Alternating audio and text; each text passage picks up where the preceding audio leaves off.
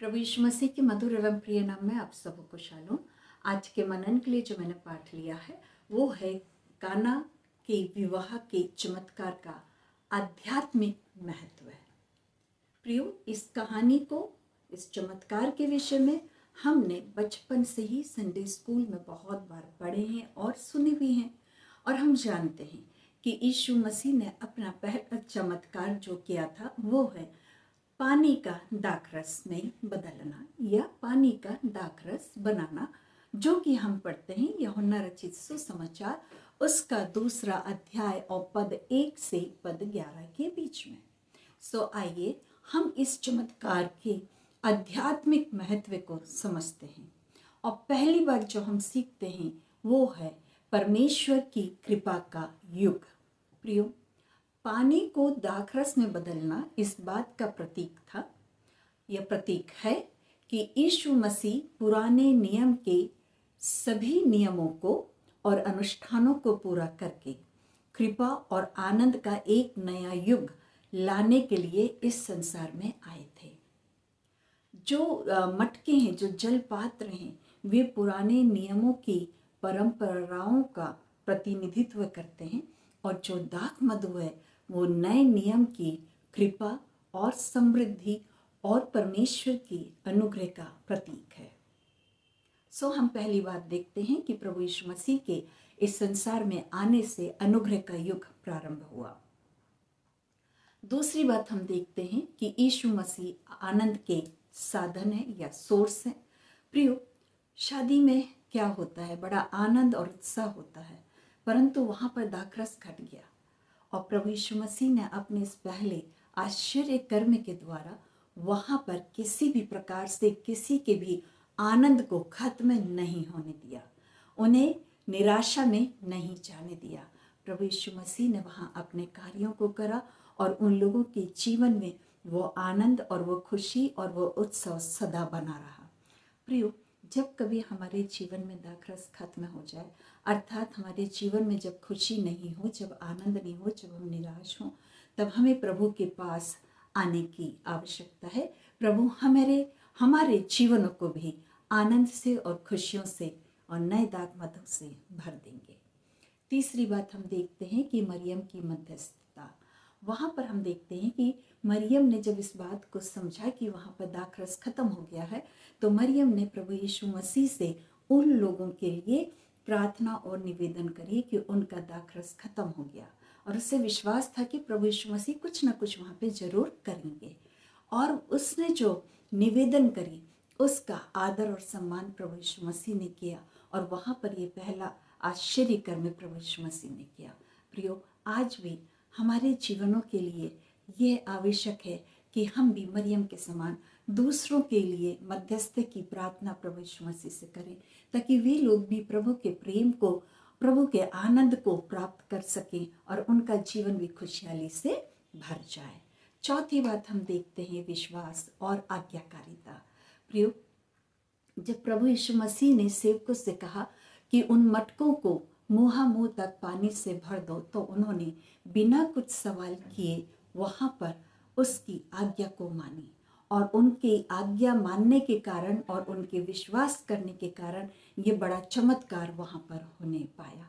इसीलिए हम सीखते हैं कि हमारे जीवनों में भी हमें प्रभु की आज्ञाओं को मानना है और विश्वास के साथ करना है, और जो कार्य परमेश्वर हमें करने के लिए देते हैं उन कार्यों को हमें बड़े विश्वास के साथ करना है और आज्ञाओं को मानना है, तो हमारे जीवनों में भी बड़े बड़े चमत्कार होंगे।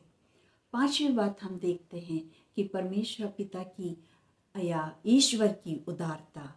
प्रभु यीशु मसीह ने वहाँ पर जब पानी का दाखरस बनाया तो वो लिमिटेड नहीं था, वो कम नहीं था, परंतु अत्यधिक मात्रा में वो था। ये हमें ये सिखाता है कि परमेश्वर की कृपा और उसका अनुग्रह सीमित नहीं है, वो असीमित है। जितना हम प्रभु के साथ संगति में बढ़ेंगे, जितना हम प्रभु के आज्ञाओं को मानेंगे, हम उतना ही प्रभु के अनुग्रह को, परमेश्वर की कृपा को और परमेश्वर की दया को, परमेश्वर के प्रेम को अपने जीवनों में हम प्राप्त करने पाएंगे। प्रियो, ये चमत्कार हमें ये बताता है कि परमेश्वर की कृपा का युग में हम रह रहे हैं, पर यीशु मसीह ही आनंद का एकमात्र हमारा साधन है। मरियम के समान हमें भी दूसरों के लिए मध्यस्थता की प्रार्थना प्रभु यीशु मसीह से करना है। हमें विश्वास रखना है और जो कार्यों को प्रभु हमें करने के लिए देता है उन्हें हमें बिना सवाल पूछे करना है। और परमेश्वर की असीम अनुग्रह हमारे साथ सदा बना रहेगा। हम क्या इनसे आज के जीवन में, आज के युग में, आज के समय में हम क्या सीखते हैं? पहली चीज जो हम सीखते हैं वो ये कि कठिन समय में हमें प्रभु यीशु मसीह की ओर मुड़ना है। जब हम समस्याओं से घिरे, जब हम परेशानियों में हैं, तो प्रभु के पास आए, प्रभु की ओर अपनी दृष्टि को लगाएं, प्रभु यीशु मसीह से विनती, प्रार्थना और निवेदन करें। परमेश्वर हमें इन कठिनाइयों से बाहर निकालेंगे।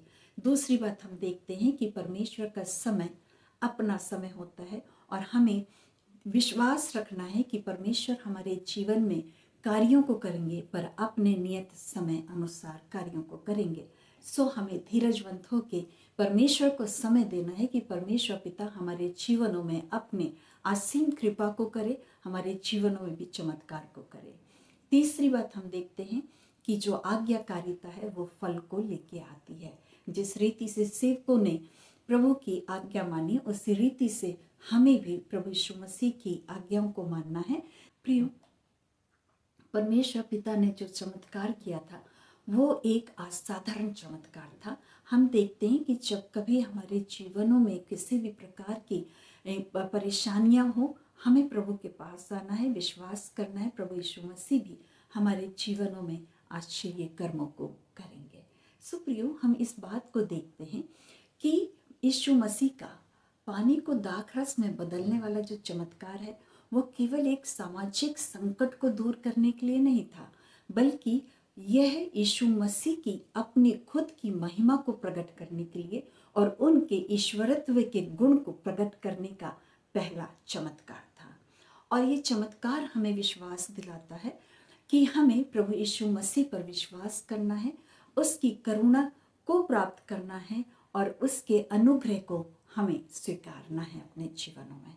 प्रियो, जब कभी हमारे जीवन में दुख आए, तकलीफें आए, तो हमें निराश नहीं होना है, बल्कि हमें प्रभु की ओर अपने आप को मोड़ना है, प्रभु को अपने आप को समर्पित करना है, ताकि प्रभु जो एकमात्र हमारे जीवन को आनंद से भरने वाला एकमात्र साधन है, वो हमारे जीवनों में कार्यों को करेगा और हमारे जीवनों को आनंद से और खुशी से भर देगा। प्रियो, ये प्रभु यीशु मसीह का जो चमत्कार है ये एक सर्वोत्तम चमत्कार था और ये वो सर्वोत्तम चमत्कार है जो हमें नए नियम के सर्वोत्तम दाखमधु को हमें देता है, अर्थात परमेश्वर पिता के सर्वोत्तम अनुग्रह को हमें प्रदान करता है। प्रियो, प्रभु यीशु मसीह का आगमन इसीलिए हुआ था कि वे पुराने नियम की सभी बातों को पूरा करे और इस नए युग में, नए परमेश्वर के अनुग्रह के समय में हम सबों को सर्वोत्तम और उत्तम से उत्तम आशीषों से भर दे और हमारी सहायता और मदद करे। परमेश्वर पिता इन वचनों के द्वारा हम सबों को आशीषित करे। आमीन, आमीन और आमीन।